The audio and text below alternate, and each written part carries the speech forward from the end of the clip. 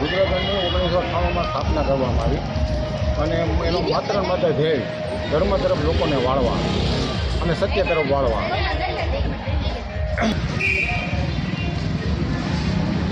28 વર્ષ આ રુદ્રગઢની સ્થાપના કરવાની આવી. એ યાત્રા કહેવાય શિવજીની. આપણે મોક્ષ તરફ લઈ જતી જેવી રીતે આપણે શમશાનને લઈ જવામાં આવે છે પાલખી લઈને, એવી રીતે શિવજીને જીવતા લઈ જવામાં આવે છે. આ સાવરકુંડલા રિદ્ધિ સિદ્ધિનાથ મહાદેવ મંદિર બી, હાડકેશ્વર મહાદેવ મંદિર, પછી જશોનાથ મહાદેવ મંદિર, પછી ત્યાંથી નાવલી નદીમાંથી સંગડિયા બજારમાં થઈ જલારામ બાપાના મંદિરે, ત્યાંથી સ્વામિનારાયણ મંદિર, ત્યાંથી લુવાર જ્ઞાતિવાડી જીવેશ્વર મહાદેવનું મંદિર અને ત્યાંથી પછી રિદ્ધિ સિદ્ધિના મંદિરે. હર હર મહાદેવ. સાવરકુંડલામાં રિદ્ધિ સિદ્ધિ મંદિરે દર વર્ષે 9 થી 10 રુદ્રગઢની ધૂન ચાલે છે. તેમજ દર વર્ષે શિવજીની પાલખી યાત્રા 13ના દિવસે નીકળે છે. તેમાં સાવરકુંડલાના લોકો લાભ સારો લે છે. મહાદેવ. હર હર મહાદેવ. સર્વે ભક્તોને મહાદેવ.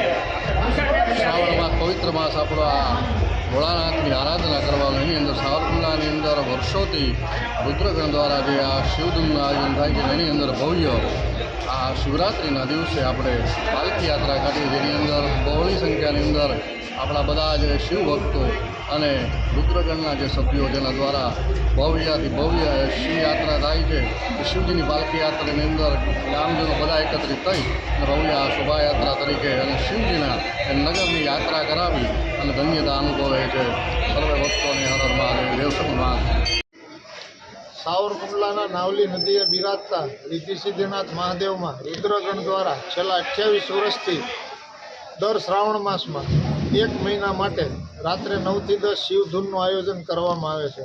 જેના ભાગ સ્વરૂપે દર શ્રાવણ માસની શિવરાત્રિના દિવસે શિવજીના ગણો નગરચર્યાએ નીકળે છે. જે અનુસંધાને આજરોજ સાવરકુંડલા રિદ્ધિ સિદ્ધિનાથ મહાદેવ ખાતેથી શિવજીની પાલખી યાત્રા નીકળેલ હતી, જે શહેરના વિવિધ માર્ગો ઉપર ફરી અને પરત રિદ્ધિ સિદ્ધિનાથ મહાદેવે પૂર્ણ થયેલ. રસ્તામાં અસંખ્ય લોકો જોડાયેલા શિવ ભક્તોએ પાલખી યાત્રાનો આનંદ લીધો. દરેક રસ્તામાં આવતા શિવ મંદિરોએ પાલખી યાત્રાનું સામયું કરી અને આરતી ઉતારી અને ભગવાન શિવના ઓવારણા લીધેલ.